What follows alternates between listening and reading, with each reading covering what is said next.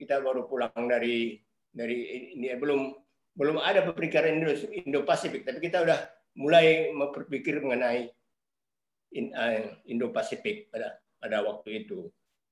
Infrastrukturnya, apakah itu jurusan hubungan internasional, hukum internasionalnya diperkuat, kemudian pusat-pusat studi seperti di Universitas di Jawa ini kan, kebetulan saya dari Universitas Gajah Mada, ada pusat kajian Timur Tengah, di Universitas Diponegoro ada pusat kajian mengenai Eropa, Universitas Erlangga ada pusat kajian mengenai APEC, gitu. Kemudian di Makassar tuh ada pusat kajian mengenai Afrika. Jadi di Hasanuddin ada seperti itu. Jadi infrastrukturnya dan terus-menerus mengadakan rangkaian diskusi di universitas itu, sehingga minat itu tersalurkan. Kemudian perjuangan, kata Pak Mayarpas tadi itu, kalau kita mau masuk ke universitas, ke Kementerian Luar Negeri ada tes psikologi. Itu ya, harus mental kita juga harus kuat.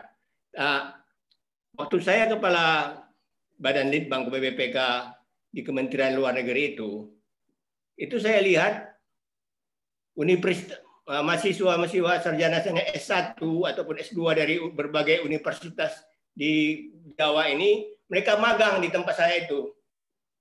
Mereka magang dulu sebelum mereka masuk tes, mengikuti tes ke Kementerian Luar Negeri, mereka magang.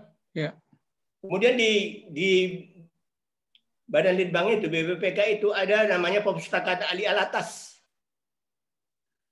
Mereka belajar di sana, membaca dokumen-dokumen diplomasi, buku-buku mengenai diplomasi, mengenai politik internasional di Perpustakaan Ali Alatas itu. Jadi mahasiswa yang lain itu sudah mempersiapkan diri sebelum mereka mengikuti tes. Saya pernah mentes pegawai-pegawai yang mau masuk Kementerian Luar Negeri itu, ya mereka nampaknya lebih siap. Yang ketiga adalah bahasa, seperti tadi. Dan di sini arti pentingnya bukan bahasa Inggris saja. Sekarang ini kan banyak yang diterima dari pesantren-pesantren yang dulunya asal dari mereka pesantren, kemudian IAIN untuk bahasa Arab, untuk pengertian spesialisasi Timur Tengah.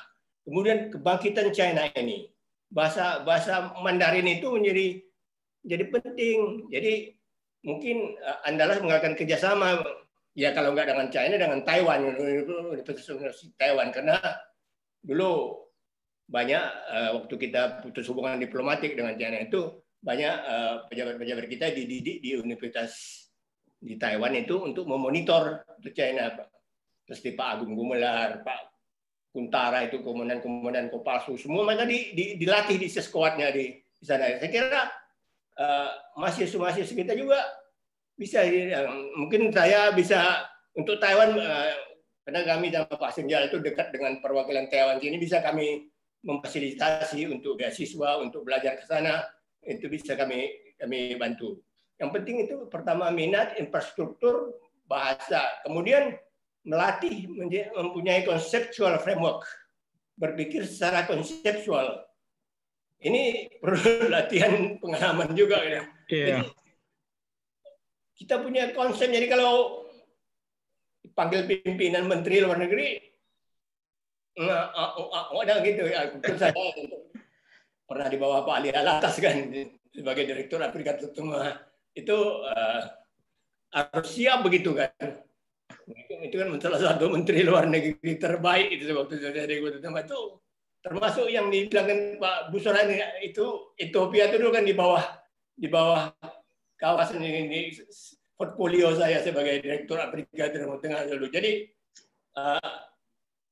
itu kita harus siap begitu. Ya.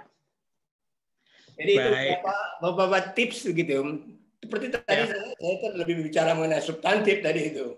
Tapi itu juga walaupun udah nggak aktif lagi, artinya kita mengikuti juga. Kalau umpamanya nanti mau Universitas Andalas Pak Hasim itu. Kita punya ada lembaga IKWA, ada macam-macam di sini yang berkaitan dengan Kementerian Luar Negeri, mau beri ceramah ke sana, mau apa ke sana. Ya. Baik. Itu menarik minat gitu. Nah, itu minat itu yang penting karena hidup ini kan banyak ragamnya kan. Orang awak lebih suka jadi pedagang sekarang. Ya. Terima kasih, Pak. Terima kasih Pak Ibrahim, jelas sekali ya, minat, infrastruktur ya, kemudian kuatkan kompetensi bahasa dan seterusnya. Kita langsung kepada Pak Komjen Ahwilutan, Pak Duta Besar. Siap-siap nanti Pak Yusra ya, Pak Dubes Yusra. Pak Awil masih bersama kita kah? Kita panggil Pak Awil. Kalau Pak Awil sudah live, langsung aja pada Pak Yusra. Silakan Pak Yusra.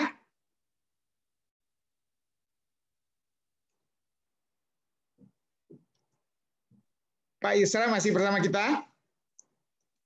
Ada di unmute, belum unmute. Unmute. Ya. Tolong di unmute. Oke, udah. Silakan Pak Yusra. Siap-siap nanti Pak Profesor Komjen Iza ya kalau selesai Pak Yusra. Kami persilakan Pak Yusra.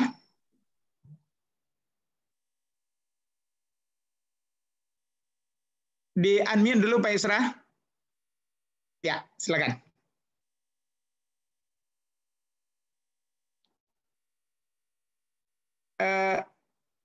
Masih masih mute Pak, di unmute di bagian kiri bawah, dipencet gambar mic itu sehingga garis merah itu hilang. Masih mute Pak, masih belum di unmute. Udah, coba. Oh, ini nampaknya hubungan antara ke komputernya yang enggak nyambung nih Pak. Enggak kedengaran suara Pak Yusra?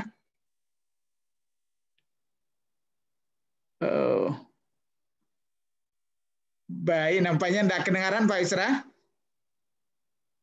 Kita coba dicek lagi nanti kita kembali ke Pak Yusra ya. Kita enggak kedengaran Pak. Ya. Kita lanjut dulu ke Pak Iza. Siap-siap Pak Rektor habis itu. Masih belum kedengaran Pak Yusra, kita lanjut kepada Pak Profesor Iza dulu, Pak Komjen, Pak Dubes. Silakan Pak. Terima kasih Prof. Asli Jalal. Jadi dalam kesempatan ini yang ingin saya sampaikan kepada partisipan atau adik-adik yang ingin menjadi diplomat, terutama berhubungan dengan saya, karena saya tetap kategorinya adalah political appointed, jadi bukan dari karir. Yang saya ingin sampaikan adalah bahwa bagaimana menjadi diplomat dari non-karir, saya rasa dari awal, apapun profesinya, harus mengembangkan kompetensi seluas mungkin. Sehingga kita mendapat peluang juga menjadi diplomat. Kemudian yang berikutnya, yang kedua adalah kemampuan bahasa. Tadi juga disampaikan oleh para senior yang lain bahwa kemampuan bahasa ini sangat menentukan. Kemudian untuk menjadi dubes di negara sahabat itu kita perlu memahami konstruksi politik domestik negara sahabat. Sehingga ketika kita ditugaskan sebagai duta besar, kita bisa memahami dan kalau menurut saya bukan sekedar memahami tapi berempati. Dan dengan berempati itu kita bisa diterima oleh negara sahabat itu. Kemudian untuk menjadi dubes ini juga kita harus melihat atau melakukan manajerial, bagaimana kita mencari peluang yang implementatif untuk meningkatkan kerjasama diplomasi. Apa yang bisa kita lakukan secara nyata, dan setelah itu kita lakukan langkah-langkah manajerial untuk meningkatkan kerjasama yang sifatnya bilateral dengan negara sahabat yang menjadi wilayah akreditasi kita. Saya rasa mungkin ini yang bisa saya sampaikan. Terima kasih banyak Pak Riza. Terima kasih. Baik, lanjut Pak Rektor. Silakan Pak Rektor, closing statement-nya. Baik, terima kasih Dong Prof. Fasli. Bapak dan Ibu senior yang saya hormati, pertama atas nama pimpinan dan juga atas nama lembaga UNAN dengan diskusi kita pada hari ini jam 1 sampai sekarang banyak sekali masukan-masukan, dan insya Allah mudah-mudahan seperti yang pertama tadi, seperti apa disampaikan oleh beliau Pak Profesor Hasim Jalal, bahwa tentu apa yang selama ini belum optimal kita lakukan, dan kemudian berkaitan juga tadi disampaikan oleh Bapak Ibrahim Yusuf bahwa memang perlu kiat kembali atau kiat lagi untuk bagaimana kita merangsang minat daripada mahasiswa, kemudian beliau bisa minat, kemudian juga insya Allah mudah-mudahan berbagai hal yang mungkin kita siapkan secara infrastruktur, baik untuk misalnya mengembangkan pusat kajian dan juga termasuk juga bahasa dan juga kompetensi lain, ini merupakan bagian yang perlu kita jadikan sebagai PR bersama di lingkungan UNAN, dan juga nanti mungkin kolaborasi dengan perguruan tinggi lain. Sehingga kemudian gagasan kita ke depan bagaimana menghasilkan dan juga bagaimana mewujudkan banyaknya diplomat-diplomat kita yang berkarir nanti di kementerian maupun juga di karir yang lain yang kemudian jadi diplomat, merupakan bagian yang sangat fokus atau sangat utama kita lakukan. Kemudian yang kedua, insya Allah mudah-mudahan dalam waktu pendek kami akan akan berkomunikasikan dan juga melakukan langkah-langkah, terutama tawaran-tawaran tadi yang sampaikan, termasuk juga oleh Bapak Dubes Mayerfas, yang kami tahu sendiri bahwa beberapa dosen dan juga mahasiswa di UNAN juga sudah ada yang mengikuti pendidikan di Belanda dan juga di beberapa negara di Eropa lainnya, yang ini tentu menjadi bagian jembatan juga untuk pengembangan lebih lanjut, terutama optimalisasi kerjasama yang mesti dilakukan. Mungkin itu Bang Fasli, sekali lagi terima kasih. Baik. Atas semua masukan yang diberikan. Insya Allah mudah-mudahan ke depan segala masukan ini akan kita coba himpun kembali, dan insya Allah mudah-mudahan UNAN akan berinisiasi untuk melakukan langkah-langkah terbaik bagaimana wujud dari rencana kita yang ini bisa kita lakukan. Demikian, terima kasih. Assalamualaikum warahmatullahi wabarakatuh. Waalaikumsalam. Kita lanjut kepada Pak Dubes Mayerfas. Silakan Pak. Terima kasih Pak Fasli. Sekali lagi terima kasih Pak Fasli dan Pak Guru Malis atas forum ini, sangat bermanfaat sekali.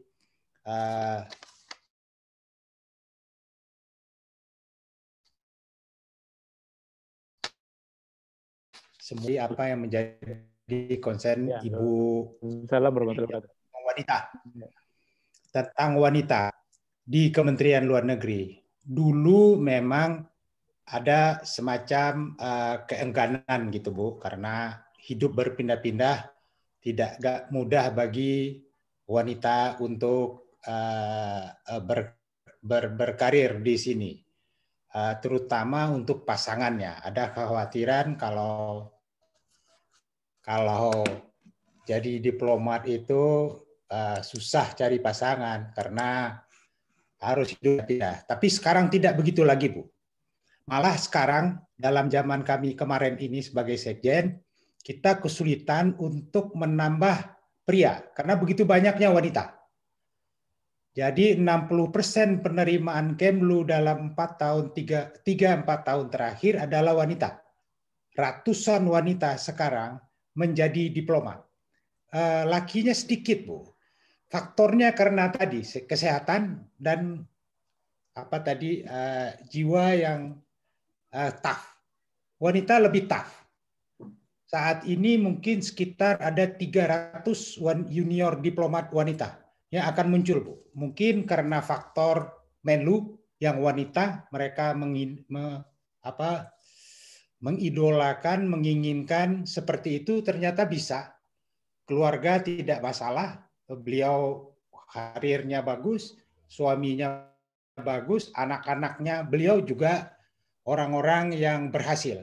Jadi ini keluarga yang walaupun dia 30 tahun lebih di Kementerian Luar Negeri, Menteri Luar Negeri, tapi keluarga ini adalah keluarga yang berhasil. Ternyata bisa.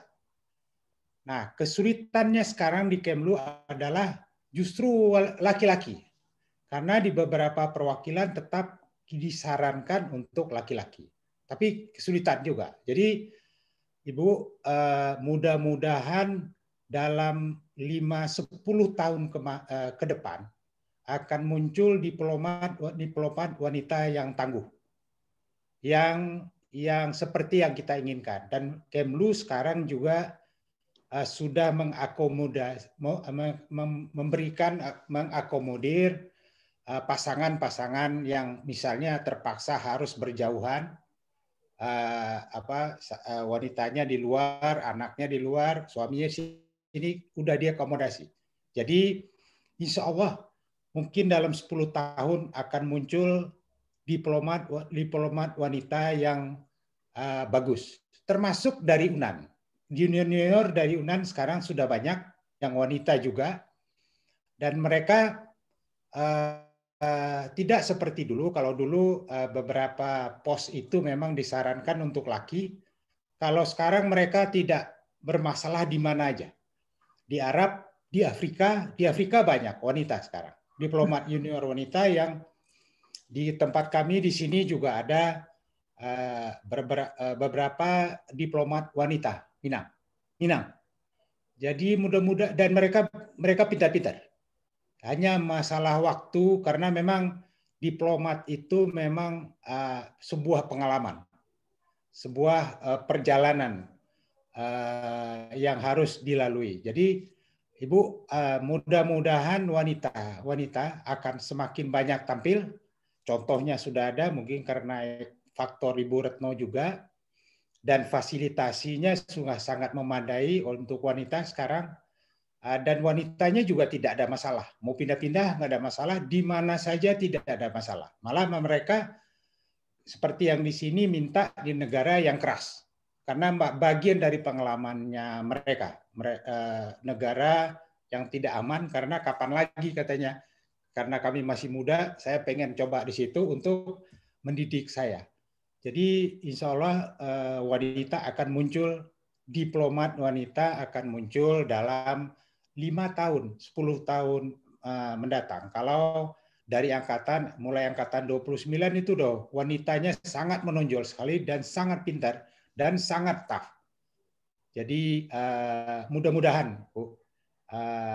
diplomat wanita dan juga diplomat wanita yang berasal dari Sumatera Barat dan beberapa juga dari UNAN akan muncul sebagai pemimpin dalam dunia diplomasi kita, Pak. Nah, masalahnya sekarang lakinya, Pak, harus lebih diperkuat lagi. Karena sekarang terus terang 4 tahun terakhir kita menambah laki susah. Karena gagalnya bukan di kepintarannya, tapi di faktor lainnya. Wanita memang kita akui lebih tough untuk bisa bekerja sebagai di dunia diplomasi yang memang banyak ragamnya, banyak tantangannya. Memang anak pindah tiap 3 tahun, 4 tahun, memang itu tidak gampang. Harus tinggal di negara yang aneh, berinteraksi dengan masyarakat setempat, memang itu tidak mudah.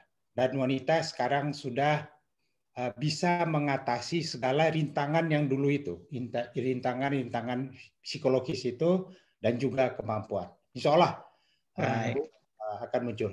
Terima kasih Pak. Terima kasih Pak Merfas. Ini bukti juga ya. Kami ini punya junior nih Pak Merfas, Nana Yuliana, sama-sama program pertukaran pemuda dengan Pak Albusra. Dia sudah jadi duta besar perempuan kita di Kuba ya, luar biasa. Dan saya lihat banyak daftar wanita sekarang jadi dubes ya Pak Merfas ya. Alhamdulillah. Apalagi yang muda-muda ini, saya waktu ke berbagai pertemuan internasional, baik waktu kepala BKKBN maupun dalam Population Council ya, maupun juga di UNESCO, itu memang adik-adik diplomat muda perempuan kita ini yang paling aktif Pak. Dia selesai semua oleh mereka itu. Luar biasa dukungan mereka. Baik Pak Yusra tadi udah bisa, Pak? Udah nyambung, Pak Yusra?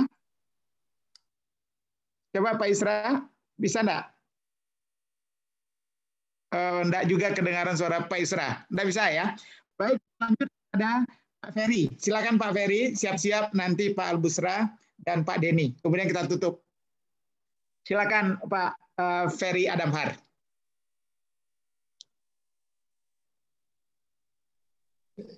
Pak Prof. Jalal, ini giliran saya, tapi ya. Di screen-nya Pak Yusra tuh. Iya, Pak Yusra enggak bisa suaranya, Pak. Oke. Ya, jadi beliau udah mengatakan nggak bisa nyambung. Ya, terima kasih Pak Profesor Jalal. Pertama saya apresiasi terhadap Pak Profesor Jalal dan Pak Burmalis ini yang menyelenggarakan event yang menurut hemat saya tuh satu masterpiece lah ya. Karena di dalamnya ada rektor yang nanti akan melihat dengan jelas apa sih nanti yang akan dia produk sebagai intelektual ke depannya. Terus yang kedua, ada orang benar-benar seperti Bapak Hasim Jalal, Pak Wisper, Pak Ibrahim Yusuf, yang memang role model bagi diplomat nanti ke depannya. Dan kita mungkin yang bisa melengkapi di samping Pak Maerfas yang lebih mengetahui mengenai administrasi dan seluk-beluknya. Sekali lagi, dengan ini saya lebih optimistik, Pak. Dengan ini, mudah-mudahan ini menjadi batu awal atau untuk kita ke depan menyiapkan lebih serius untuk bagaimana menginikan dedikasi ke depan bagi kejayaan bangsa seperti Rektor UNAN sebutkan sebagai moto dari UNAN.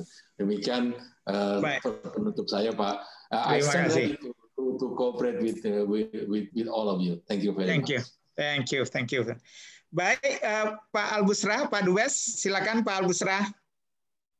Siap-siap Pak Denny ya. Dan kita sudah menuju penghujung. Mungkin bagaimana Pak Albusra, masih bisa connect dari Ethiopia? Ini jamnya di sana ini udah mendekati subuh ini ya. Sudah tidak ada, Pak. Oke. Baik, kita lanjut kepada Pak Denny. Kami persilakan Pak Denny. Baik, terima kasih Profesor Fasli Jalal, Bapak-Bapak Ibu sekalian. Kami pikir pertemuan kita hari ini luar biasa, banyak sekali ilmunya, bukan hanya buat adik-adik mahasiswa, tapi bagi kami-kami yang lebih junior di Kemlu juga tetap belajar terus. Nah, kami cuma ingin menggarisbawahi Pak, tadi yang disampaikan Pak Dubes Ibrahim Yusuf, kami pikir acara kita hari ini dan kegiatan-kegiatan yang perlu kita dorong adalah untuk tetap menjaga minat anak-anak muda dari Minang, baik yang bersekolah di Sumatera Barat maupun yang di luar, tetap memberikan perhatian kepada diplomasi, karena memang di dalam diri kita, orang-orang Minang ini ada modal yang kuat. Jadi bukan hanya untuk istilahnya untuk menonjolkan anak-anak muda Minang, tetapi lebih jauh adalah untuk memperkuat diplomasi Indonesia. Karena memang kita punya aset dan punya modal di situ yang tinggal diasah dan dikembangkan. Nah, mungkin tugas kita semua, termasuk apa yang Pak Profesor Fasli Jalal dan Pak Burmalis lakukan hari ini adalah untuk menjaga minat itu. Nah, berikutnya, bagaimana untuk menyalurkan minat itu? Tentu networking, silahkan dimanfaatkan networking yang ada, dan kami tadi juga dukung Pak institusi pendidikan mungkin yang digagas oleh Pak Burmalis. Cuma usul kami Pak, ada satu hal yang kita kadang-kadang lupa untuk menjaga sustainability Pak. Jadi kalau selama ini kadang-kadang kalau kita bicara misalnya diplomasi, yang kita pikirkan hanya institusi pendidikannya, karena kita berfokus kepada bagaimana mendidik calon-calon diplomat yang berasal dari mahasiswa. Padahal dunia diplomasi ke depan sangat luas, tidak terbatas sektornya, tidak terbatas background pendidikannya. Nah, untuk menjaga sustainability menurut kami tidak bisa tidak kita harus connect dengan industri, Pak. Ini yang kadang-kadang kita lupa. Karena kalau kita harus ingat, Pak, setiap infrastruktur yang didirikan, termasuk infrastruktur pendidikan, itu harus ada bisnis model yang sustainable yang bisa mendukung ke depan. Nah, inilah kalau di negara maju mereka udah pikirkan mengenai fundingnya. Kalau kita di Indonesia biasanya kita kita bikin dulu, kemudian kita akan terseok-seok bagaimana cara memikirkan sustainability-nya. Walaupun kadang-kadang ada 1-2 sponsor, tetapi kalau sifatnya individu, ini tidak akan sustainable.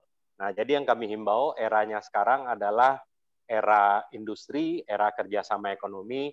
Jadi semua infrastruktur ke depan yang kita gagas harus kita pikirkan sustainability-nya. Dan kami siap, jaringan Kemlu siap menggunakan networking yang ada untuk curah gagasan. Nanti kalau Pak Burmalis membuat pertemuan khusus yang lebih kecil, kita pikirkan bagaimana membuat sebuah sebuah model yang sustainable. Mungkin itu saja Pak penutup dari kami Pak Prof. Fasli. Terima kasih. Terima kasih Pak Denny. Waalaikumsalam warahmatullahi wabarakatuh. Memang ada pemikiran begini Pak Denny dan Bapak-bapak dan Ibu. Jadi ada waktu Pak Burmauna juga dia membuat School of Diplomacy ya. Sudah kita coba dan beliau sudah coba juga dikembangkan di Solo waktu itu. Akhirnya paling tidak kita melahirkan hubungan internasional. Ada pemikiran begini juga, bisakah Bukit Tinggi sebagai kota ikonik ya, juga pernah jadi ibu kota negara dan lahirnya Bung Hatta, Gus Salim ya dekat-dekat sana, kita melakukan semacam penyiapan aja, apakah setahun, jadi dari mana jurusan mana, dari manapun di seluruh Indonesia yang mau menuju kepada menyiapkan diri untuk menjadi diplomat baik melalui jalur Kemlu maupun melalui jalur internasional yang lain, itu diasah 1 tahun dengan program yang sangat intensif. Jadi bahasanya dimantapkan, kemampuan keilmuannya dimantapkan di sana. Tentu cara belajarnya tidak degree tapi lebih kepada kompetensi-kompetensi yang diperlukan. Nah ini kan memerlukan penyiapan, kurikulumnya seperti apa, kompetensi apa, growth mindset, kemudian soft skill versus hard skill. Tapi kalau itu diadakan, mungkin selain dari kita bisa mencari orang-orang yang mungkin memberikan beasiswa untuk adanya anak-anak, baik anak Minang maupun anak yang lain yang mau masuk sana, kita mungkin bisa juga minta orang membayar kalau mutunya sangat jelas, dan itu menjadi jalur mereka menyiapkan diri baik ke jalur Kemlu maupun tempat lain, daripada dia kadang-kadang ragu-ragu mau bimbel atau mau kursus apa. Tapi ini kita paket 1 tahun penuh, intensif, banyak hands-on-nya. Dan kalau ini bisa jadi salah satu, ini juga membuat Sumatera Barat yang lama bergerak di bidang diplomasi dan Bukit Tinggi salah satu kota ikonik dikaitkan dengan nama Bung Hatta dan juga nama Haji Agus Salim, mungkin salah satu. Ini pernah juga kita pikirkan, tapi ini perlu kita bahaslah lebih lanjut nanti, Pak Denny. Terima kasih banyak. Baik Bapak-bapak dan Ibu yang saya hormati ya, ini luar biasa, kami belajar banyak. Ini nanti kita masukkan ke YouTube, jadi siapa yang tidak sempat melihat, itu biasanya mereka menonton sendiri. Dan nanti kami juga akan petakan buat video-video pendek langsung dari statement Bapak dan Ibu sendiri-sendiri untuk kita masukkan juga, sehingga kalau orang ingin mendengar pendapat Pak Hasim Jalal saja, dia bisa tanpa menunggu berjam-jam, dia bisa langsung masuk 15 menit dia sudah dapat apa yang disampaikan. Ke Pak Merfas misalnya 10 menit dia sudah dapatkan. Dan semua nanti kita laksanakan, beri kami waktu dan terutama Pak Burmalis nih yang banyak dengan timnya. Dan mudah-mudahan nanti ide-ide bagaimana workshop yang lebih hands-on dan pemikiran lebih konkret, dan juga kalau ada langkah-langkah pada penguatan penyiapan calon-calon diplomat muda dari Minang dan juga mungkin kontribusi kita ke anak-anak muda Indonesia. Karena salah satu kekuatan diplomasi orang Minang adalah kekukuhannya untuk menjaga negara kesatuan Republik Indonesia ini. Insya Allah. Baik, Bapak dan Ibu, terima kasih banyak. Billahi taufiq wal hidayah. Wassalamualaikum warahmatullahi wabarakatuh. Semoga tetap sehat, bertambah sukses dalam karir dan kehidupan. Billahi taufiq wal hidayah. Wassalamualaikum warahmatullahi wabarakatuh. Waalaikumsalam.